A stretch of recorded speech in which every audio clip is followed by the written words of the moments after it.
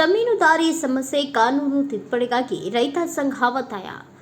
ಬಸವನ ಬಾಗೇವಾಡಿ ಪಟ್ಟಣದ ಪ್ರವಾಸಿ ಮಂದಿರದಲ್ಲಿ ಸುದ್ದಿಗೋಷ್ಠಿ ನಡೆಸಿದ ರೈತ ಸಂಘದ ಪ್ರಧಾನ ಕಾರ್ಯದರ್ಶಿ ಅರವಿಂದ್ ಕುಲಕರ್ಣಿ ಮಾತನಾಡುತ್ತಾ, ರೈತರಿಗಾಗಿ ದಾರಿ ಸಮಸ್ಯೆ ದೊಡ್ಡ ಬಿಕ್ಕಟ್ಟನ್ನು ಸೃಷ್ಟಿಸಿದ್ದು ಸರ್ಕಾರ ಕಾಟಾಚಾರಕ್ಕೆ ಎಂಬಂತೆ ಒಂದು ಸುಗ್ರೀವಾಜ್ಞೆಯನ್ನ ಹೊರಡಿಸಿದ್ದು ಸರಿಯಷ್ಟೇ. ಆದರೆ ಕಂದಾಯ ಇಲಾಖೆಯ ಹಿರಿಯ ಅಧಿಕಾರಿಗಳು ಸಮಸ್ಯೆ ಪರಿಹರಿಸಲು ಹೆಣಗಾಡುತ್ತಿದ್ದಾರೆ.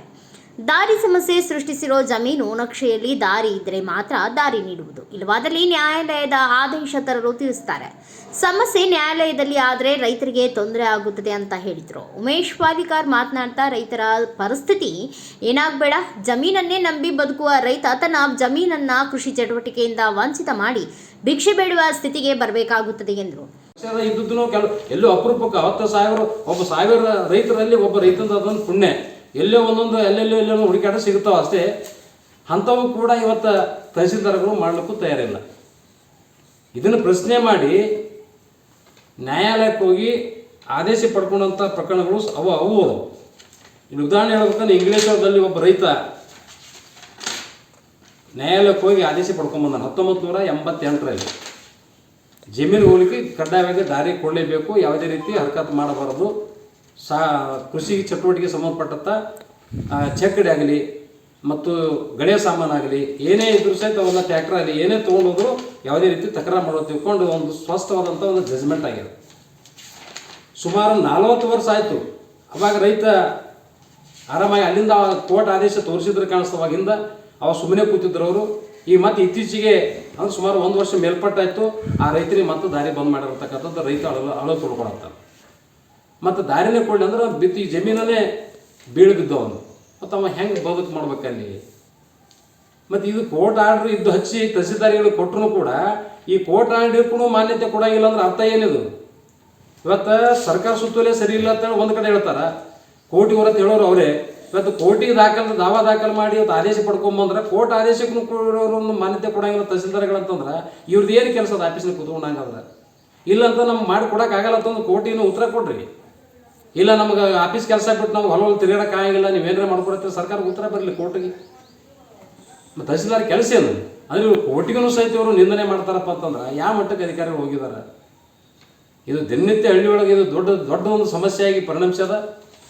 ಆ ಕಾರಣಕ್ಕಾಗಿ ಸರ್ಕಾರ ಭಾಳ ಗಂಭೀರವಾಗಿ ಪರಿಗಣಿಸ್ಬೇಕು ಈ ವಿಷಯವನ್ನು.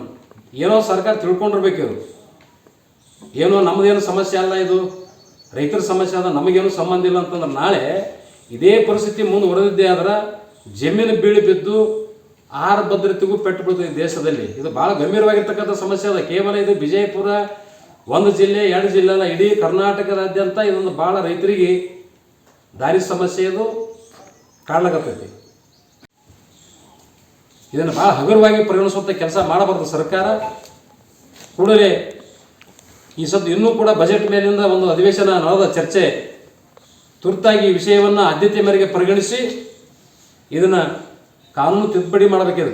ಕಾನೂನು ತಿದ್ದುಪಡಿ ಮಾಡಿ ಒಂದು ಸುಗ್ರೀವಾಜ್ಞೆ ಹೊರಡಿಸುವ ಮೂಲಕ ಸ್ಪಷ್ಟವಾದಂಥ ಆದೇಶವನ್ನು ನಕ್ಷೆಯಲ್ಲಿ ದಾರಿ ಗುರುತು ಇರಲಿ ಇರದೇ ಇರಲಿ ಕಡ್ಡಾಯವಾಗಿ ಒಂದು ಜಮೀನಿಂದ ಒಂದು ಜಮೀನಿಗೆ ಹೋಗಲಿಕ್ಕೆ ದಾರಿ ಕೊಡಲೇಬೇಕು.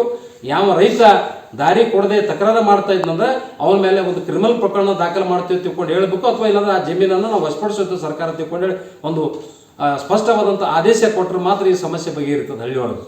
ಇಲ್ಲಾಂತಂದ್ರೆ ಈ ಸಮಸ್ಯೆ ದಿನನಿತ್ಯದ ಹಳ್ಳಿಯೊಳಗೆ ರೈತರ ಕಾಟ. ಅದು ವಿಶೇಷವಾಗಿ ಈ ಬೇಸಿಗೆ ಪ್ರಾರಂಭ ಆದಾಗ ಆ ಜಮೀನು ಹದಗೊಳಿಸುವಂಥ ಕೆಲಸ ಮಾಡ್ತಾರೆ ರೈತರು. ಅಂದ್ರೆ ಮುಂದೆ ಜೂನ್ ಆನಂತರ ಮಳೆ ಪ್ರಾರಂಭ ಆದಾಗ ಬಿತ್ತನೆ ಕಾರ್ಯಕ್ಕೆ ಒಂದು ಅನುಕೂಲ ಆಗುತ್ತೆ ತಿಳ್ಕೊಂಡು ಭೂಮಿ ಹದಗೊಳಿಸುವಂಥ ಸಂದರ್ಭದಲ್ಲಿ ಆವಾಗಿಂದೇ ಪ್ರಾರಂಭ ಆಗ್ತದೆ ಹೊಲಕ್ಕೆ ಹೋಗುವಂಥ ದಾರಿ ಸಮಸ್ಯೆ. ದಾರಿ ಇಲ್ಲ, ನೀವು ಕೊಡೋಂಗಿಲ್ಲ ತಿಳ್ಕೊಂಡು. ಮತ್ತು ಈ ಸಮಸ್ಯೆ ಬಗೆಹರಿಸೋರು ಯಾರು? ಕಂದಾಯ ಸಚಿವರಾಗಿ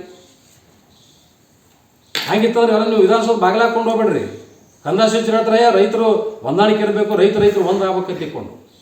ರೈತರೆಲ್ಲ ಒಂದೇ ರೈತರಿಗೆ ದಾರಿಯ ಸಮಸ್ಯೆ ಹಲವೆಡೆ ಇದೆ. ಪ್ರತಿಯೊಂದು ಹಳ್ಳಿಗಳಲ್ಲಿ ಮತ್ತು ಪ್ರತಿಯೊಂದು ಜಿಲ್ಲೆಗಳಲ್ಲಿ ಕೂಡ ಸಮಸ್ಯೆ. ನಮ್ಮ ರಾಜ್ಯದ ತುಂಬ ಸಮಸ್ಯೆಗಳಾಗಿದೆ.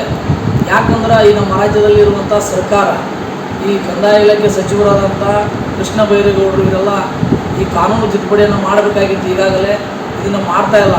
ಯಾಕಂದರೆ ರೈತರು ಹೊಡೆದಾಡಿ ಹಲವಾರು ಪ್ರಕರಣಗಳು ಕೂಡ ನಮ್ಮ ಪೊಲೀಸ್ ಸ್ಟೇಷನ್ನಲ್ಲಿ ದಾಖಲೆ ಆದರೂ ಕೂಡ, ಕೋರ್ಟಿನಲ್ಲಿ ದಾಖಲೆಗಳಾದರೂ ಕೂಡ ಈ ಸರ್ಕಾರ ಎಚ್ಚೆತ್ತುಕೊಂಡು ಈ ದಾರಿ ಸಮಸ್ಯೆಯನ್ನು ಬಗೆಹರಿಸ್ತಾ ಇಲ್ಲ. ಇದಕ್ಕೆ ಕಾರಣ ಯಾರಂದ್ರೆ ಸರ್ಕಾರ ನೇರ ಹೊಣೆ ಆಗುತ್ತದೆ. ಮುಂದಿನ ದಿನಮಾನಗಳಲ್ಲಿ ಈ ಸಮಸ್ಯೆಗಳು ಏನಾದರೂ ಬಗೆಹರಿದೇ ಇದ್ದರೆ, ಈ ಕಾನೂನನ್ನು ತಿದ್ದುಪಡಿ ಮಾಡದೇ ಇದ್ದರೆ, ಮತ್ತು ಒಂದು ವೇಳೆ ರೈತರ ರಸ್ತೆಯನ್ನು ಎಲ್ಲ ಪ್ರತಿಯೊಂದು ಹಳ್ಳಿಗಳಲ್ಲಿ ರೈತರು ಹೊಲಗಳನ್ನು ಈ ರಸ್ತೆ ಸಿಗದೇ ಕಾರಣ ಹೊಲಗಳನ್ನು ಮಾರ್ತಾ ಇದ್ದಾರೆ. ಎಷ್ಟೋ ಜನ ನಮಗೆ ರಸ್ತೆ ಇಲ್ಲ ಅಲ್ಲಿ ಅಂತೇಳಿ ದಬ್ಬಾಳಿಕೆ ಮಾಡಿ ರಸ್ತೆಯನ್ನು ತಡೆಗಟ್ಟುವಂಥ ರೈತರನ್ನ ಅವರಿಗೆ ಪಕ್ಕದಲ್ಲಿರೋಂಥವ್ರಿಗೆ ಹೊಲಗಳನ್ನು ಮಾರಿ ಬೇರೆ ಬೇರೆ ದೇಶಗಳಿಗೆ ದುಡಿಯಲು ಹೋಗ್ತಾ ಇದ್ದಾರೆ. ಇಂಥ ಸಮಸ್ಯೆಗಳು ನಮ್ಮ ರೈತರಿಗೆ ಆಗೈತಿ. ಮತ್ತು ಇನ್ನೂ ಏನಂದ್ರೆ ಎಷ್ಟೋ ಜಮೀನುಗಳು ಬೀಳ್ಬಿದ್ದಾವೆ, ಎಷ್ಟೋ ಭಾಳ ಜಮೀನುಗಳು ಬೀಳ್ಬಿದ್ದಾವೆ, ಕಂಟಿಗಳದಾವು. ಆ ಜಮೀನುಗಳಿಗೆ ಭಾಳ ತೊಂದರೆ ಆಗತೈತಿ. ಅದಕ್ಕೆ ಸರ್ಕಾರ ಎಚ್ಚೆತ್ಕೊಂಡು ನೀವೇನಾದರೂ ಬೇಗನೆ ಈ ದಾರಿಯ ಸಮಸ್ಯೆಯನ್ನು ಇತ್ಯರ್ಥ ಮಾಡಲಿಲ್ಲ ಅಂದ್ರೆ ಮುಂದಿನ ದಿನಮಾನಗಳಲ್ಲಿ ನಮ್ಮ ಗುರುಗಳು ಹೇಳ್ದಂಗೆ ನಮ್ಮ ಅಖಂಡ ಕರ್ನಾಟಕ ರೈತ ಸಂಘಟನೆಯಿಂದ ಸಿದ್ದರಾಮಯ್ಯ ಸಾಹೇಬರ ಮನೆ ಮುಂದುಗಡೆ ಧರಣಿಯನ್ನು ಮಾಡ್ತೇವೆ ಮತ್ತು ವಿಧಾನಸೌಧದ ಮುಂದೆ ಕೂಡ ಧರಣಿಯನ್ನು ಮಾಡ್ತೇವೆ ಅಂತ ಹೇಳ್ತಾ ಇದ್ದೇನೆ. ಜನಸಂಖ್ಯೆ ಸ್ಫೋಟ ಆಗ್ತದೆ, ಆಹಾರದ ಉತ್ಪಾದನೆಗಳು ಕಡಿಮೆ ಆದವು ಅಂತಂದ್ರೆ ಈ ಜನರ ಮೇಲೆ ಕೊಡೋರು. ರೈತರು ತಮ್ಮ ಭೂಮಿಗಳಲ್ಲಿ ಸರಿಯಾಗಿ ಉಳುಮೆ ಮಾಡಿ ತಾನು ಬದುಕೋದಲ್ಲ ದೇಶನ ಬದುಕಿಸ್ತಾನೆ. ಅದನ್ನಾದ್ರೂ ತಿಳ್ಕೊಂಡಿಕ್ಕಿರೋದು ಈ ದಾರಿ ವ್ಯವಸ್ಥೆಯನ್ನು ನೀವು ಸಡಿಲಿಕೆ ಮಾಡಿ ಎಲ್ಲ ಕಾನೂನು ತಿದ್ದುಪಡಿ ಮಾಡಿಕ್ಕಿರೋದು ರೈತರಿಗೆ ಅನುಕೂಲ ಮಾಡಿಕೊಳ್ಳಿಲ್ಲ ಅಂತಂದ್ರೆ ಇದನ್ನು ನಾವು ಎಲ್ಲ ರೈತರು ನೋಡಿಕೊಂಡು ಬೀದಿಗಿಳಿದು ಹೋರಾಟ ಮಾಡಬೇಕಾಗ್ತದೆ. ಅಲ್ಲದೆ ಈ ರಾಜ್ಯ ಸರ್ಕಾರದ ಮುಖ್ಯಮಂತ್ರಿಗಳ ಮುಂದೆ ಮತ್ತು ಕಂದಾಯ ಸಚಿವರ ಮುಂದೆ ಕೂಡ ನಾವು ಧರಣಿ ಮಾಡಬೇಕಂತ ಹೇಳಿ ಈ ಮೂಲಕ ಎಚ್ಚರಿಸ್ತೀವಿ. ಇದೇ ಸಮಯದಲ್ಲಿ ಉಮೇಶ್ ವಾಲಿಕಾರ್, ವಿಠಲ್ ಬಿರಾಧಾರ್, ಲಂಕೇಶ್ ತಳ್ವಾರ್, ಹನುಮಂತರಾಯ ಹಂದ್ರಾಳ್, ಕಲ್ಲಪ್ಪ ಕಾಳಗಿ ಮತ್ತು ಅನೇಕ ರೈತರು ಉಪಸ್ಥಿತರಿದ್ದರು. ಬ್ಯೂರೋ ರಿಪೋರ್ಟ್ ಕೃಷ್ಣ ರಾಠೋಡ್, ಭಾರತ ವೈಭವ news, Vijayapura. Thanks for watching. Read, discuss and debate with editor Dr. Yan Prashant Rao. Wanted reporters in print, digital and visual media for Bharat Vaibhav Daily Newspaper, BV News 5 Channel and BV Fast Web News from all the talukas of Karnataka, Goa and Maharashtra. If interested, send your resume to 9019229369.